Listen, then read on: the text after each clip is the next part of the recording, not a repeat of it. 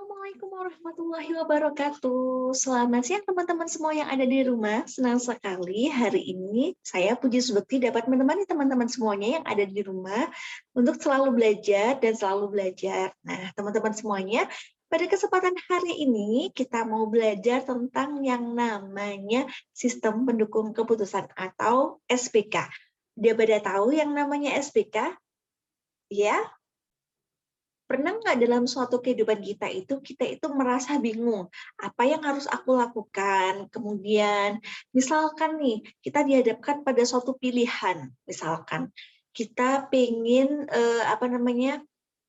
pengen beli laptop misalkan, yang punya, RAM-nya berapa giga, misalkan gitu. Terus kemudian budgetnya itu sekitar 500.000. Ada nggak ya sih yang seperti itu 500.000? Impossible ya teman-teman ya. Cuman ketika kita mikirkan,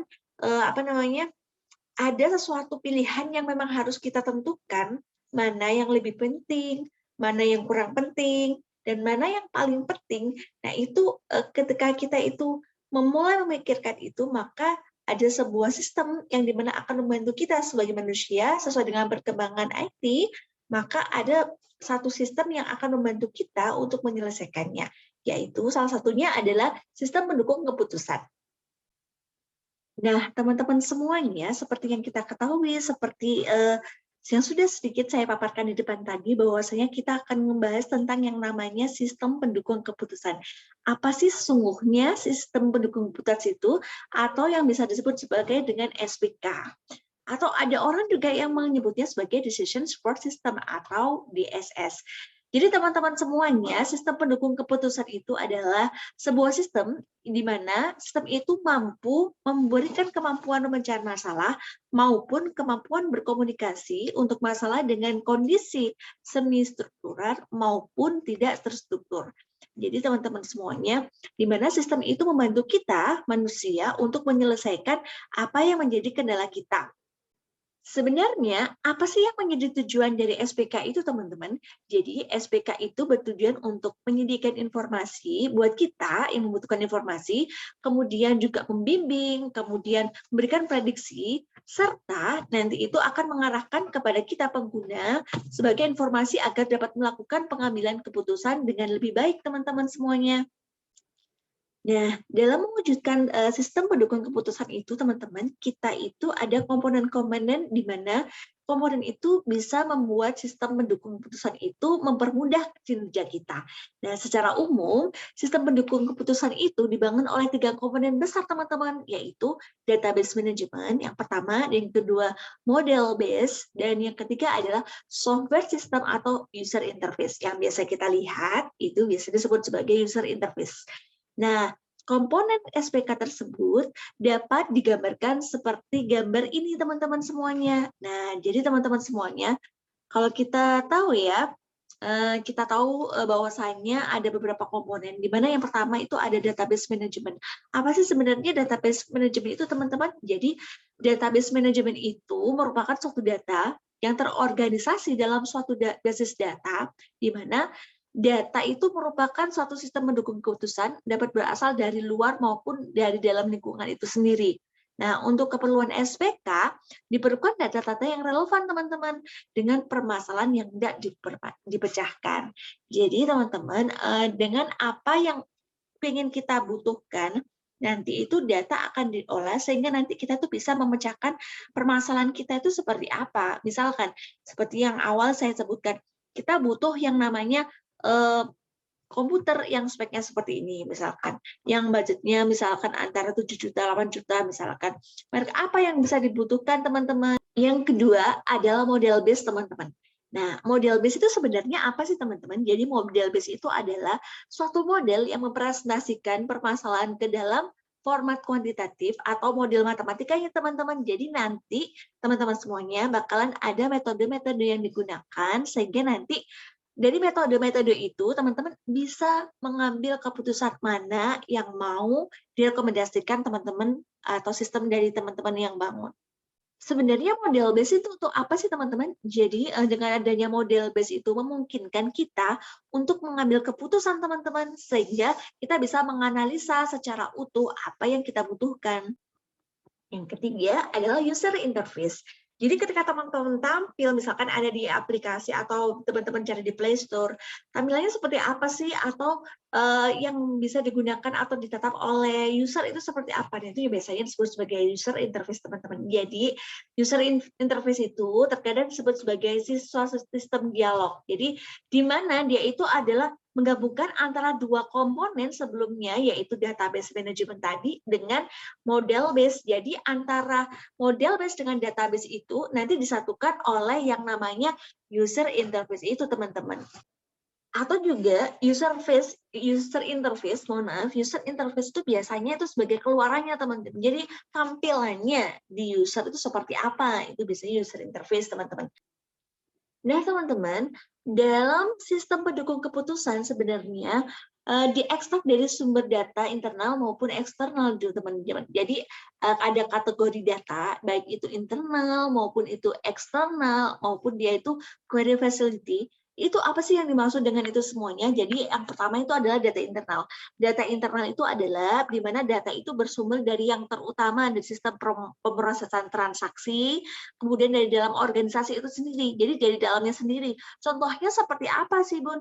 Jadi ketika kita itu seperti upah atau gaji bulanan, misalkan, itu kan berarti dari dalam internalnya sendiri. Ya, kemudian jadwal pemeliharaan mesin, misalkan ketika kita mau bikin sistem untuk pemeliharaan mesin, misalkan. Terus juga bisa contoh yang berikutnya adalah misalkan perkiraan terhadap penjualan yang akan datang. Itu kan berarti data itu diambil dari data internal dari suatu perusahaan atau dari yang bersangkutan yang membutuhkan sistem, teman-teman. Berikutnya ada juga dengan yang namanya data eksternal. Otomatis kalau data eksternal itu dari luar, teman-teman. Jadi kalau contohnya sih, contoh dari eksternal itu misalkan kita itu mau ngambil riset pasar deh. Kalau riset pasar berarti kan kita nggak dari dalam apa namanya yang kita butuhkan, tapi dari luar. Seperti misalkan kita pengen lihat jadwal tarif pajak, berarti kan kita butuh dari luar, misalkan kemudian data ekonomi, kita bisa ngambil dari WI atau sebagainya gitu. Data tenaga kerja regional berarti kita tuh nggak ngambil dari dalam atau perusahaan atau yang membutuhkan sistem, tapi dari luar. Selain dua kategori data tadi, sebenarnya kita tuh ada yang namanya data privat. Nah, di sini ya teman-teman ya, ini ada data privat. Data privat itu apa sih sebenarnya? Data privat itu biasanya meliputi petunjuk-petunjuk yang digunakan oleh pengambil keputusan itu sendiri, khusus dan penelitian itu terhadap data atau situasi spesifik. Jadi yang benar-benar spesifik dan kalau bisa nggak diketahui oleh orang lain kecuali adminnya. Nah, itu adalah private data. Nah, ini ada lagi teman-teman, ada extraction, ada ekstraksi. Data ekstraksi itu yang seperti apa? Data ekstraksi itu adalah data yang merupakan hasil kombinasi dari data yang dari berbagai sumber, termasuk sumber internal juga dan eksternal juga. Jadi itu ada dari banyak sumber, itu yang namanya data extraction atau ekstraksi. Berikutnya kita ada yang namanya query facility, di mana query facility itu adalah membangun dan menggunakan sistem mendukung keputusan itu yang sering memerlukan akses. Jadi perlu akses, teman-teman. Nah, ketika teman-teman perlu akses, kemudian manipulasi atau query data, maka teman-teman bisa menggunakan query facility ini. Nah, di sini biasanya contohnya itu biasa untuk misalkan untuk menentukan, kalau teman-teman mau menentukan bagaimana permintaan dapat dipenuhi atau konsultasi. Nah, misalkan seperti itu. Nah, itu biasanya kita bisa menggunakan query facility.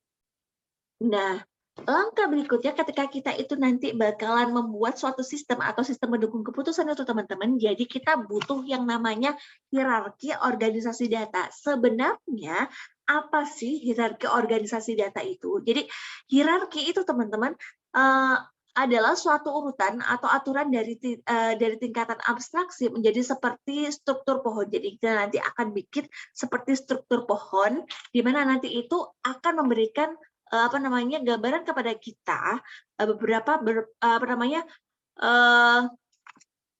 kriteria-kriteria yang bakalan kita jadikan acuan untuk mengambil sistem keputusan itu teman-teman semuanya. Jadi bagaimana data itu dapat disusun suatu organisasi dapat menjadi suatu hierarki di mana nanti itu berupa pohon-pohon di mana membuat kita mudah untuk menentukan keputusan.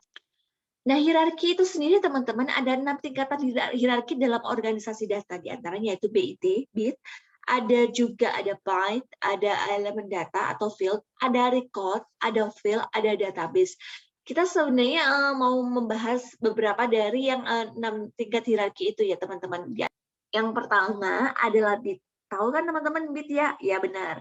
Jadi bit itu adalah suatu sistem di mana angka biner, menggunakan angka biner. Jadi kalau teman-teman tahu angka biner biasanya adalah angka 0 dan 1.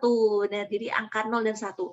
Di mana sistem angka biner itu sendiri teman-teman merupakan dasar-dasar yang digunakan untuk komunikasi elektronik dan hanya dapat membedakan 2 angka saja, on sama off. Biasanya kayak gitu ya teman-teman. Jadi BIT atau bit ini adalah unit terkecil dari pembentukan data, teman-teman. Itu yang pertama.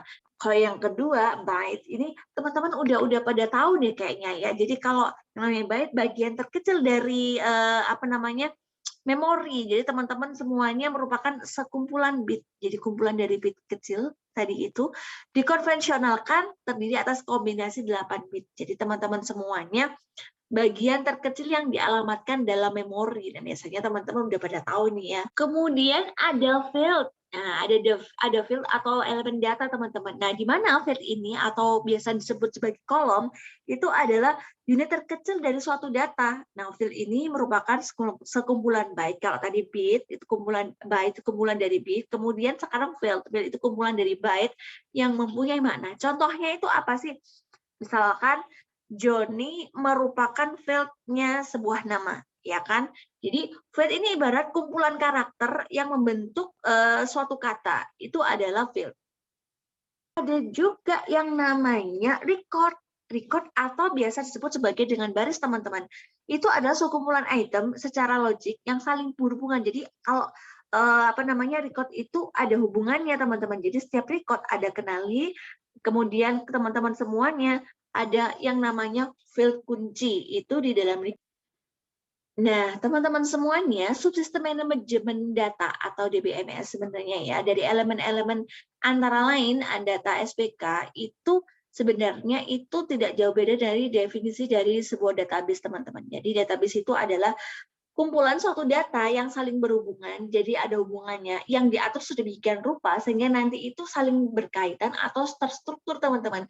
Jadi antara kebutuhan suatu perusahaan atau seseorang yang membutuhkan suatu sistem itu sehingga nanti itu dapat digunakan oleh lebih dari satu atau banyak orang teman-teman. Jadi ketika sudah ada database kemudian butuh apa? Nah, itulah yang pernah digunakan oleh suatu perusahaan untuk menentukan suatu keputusan.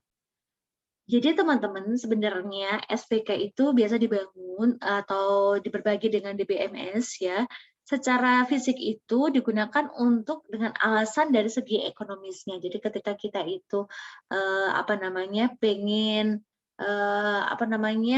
mengambil suatu keputusan di mana itu ada beberapa pilihan ya. Jadi misalkan kalau tadi udah contohnya itu, misalkan nih ada suatu perusahaan itu mau menentukan karyawan yang terbaik bulan ini tuh siapa misalkan. Jadi bisa dilihat ada beberapa kriteria yang bisa dipakai. Yang pertama yaitu mungkin ya keefektifan dia masuk kerja. Kalau misalkan dia sering bolos atau apa, berapa sih penilaiannya dia, skalanya dia ketika dia itu masuk kerja atau tidak. Terus kemudian selain itu juga bisa mungkin pernah alfa tadi ya. Terus juga bisa bagiannya seperti apa, apakah pekerjaannya itu juga terselesaikan atau tidak, mungkin seperti itu. Itu mungkin salah satu sistem mengambil keputusan yang terjadi di perusahaan, teman-teman. Nah, untuk membangun suatu SPK sendiri, suatu sistem pengambil keputusan itu tidak lepas dari yang namanya adanya suatu kemampuan DBMS. Jadi teman-teman, yang pertama untuk kemampuan DBMS dalam SPK itu sendiri teman-teman, Sehingga itu kita bisa mengetahui bahwa DBMS, itu bisa ngapain aja sih teman-teman. Yang pertama sih, coba yang pertama itu adalah capture atau extract data untuk dimasukkan dalam SPK database, itu yang pertama. Yang kedua, ada nggak sih perubahan atau add-nya atau delete-nya atau update-nya atau record file-nya yang cepat. Nah, misalkan gitu. Terus ada nggak sih hubungan data dengan sumber yang berbeda, misalkan itu. Kemudian ada nggak sih retrieve data yang cepat dari database untuk request report-nya, dan juga mungkin nanti untuk menyediakan keamanan data atau proyeksi dari undefined access atau kemampuan recovery-nya seperti apa. Jadi itu alasan kenapa DBMS itu sangat diperlukan dalam SPK, teman-teman. Nah, ada banyak teman-teman ketika teman-teman semuanya nanti mau menggunakan yang namanya sistem pengambil keputusan ini untuk membentuk suatu sistem memudahkan manusia. Ada banyak metode yang nanti akan kita bisa gunakan, di antaranya yaitu ada AHP, ada SAW, ada TOPSIS, dan lain sebagainya. Nah, sebagai permulaan, minggu depan kita akan belajar tentang metode AHP. Apa itu AHP? Nanti dicari dulu tentang apa itu AHP. Kita akan bertemu lagi di minggu depan. Jangan lupa teman-teman untuk selalu jaga kesehatan, dan jangan lupa selalu belajar dan mengikuti kegiatan yang apa ada di kampus teman-teman semuanya. Terima kasih. Assalamualaikum warahmatullahi wabarakatuh.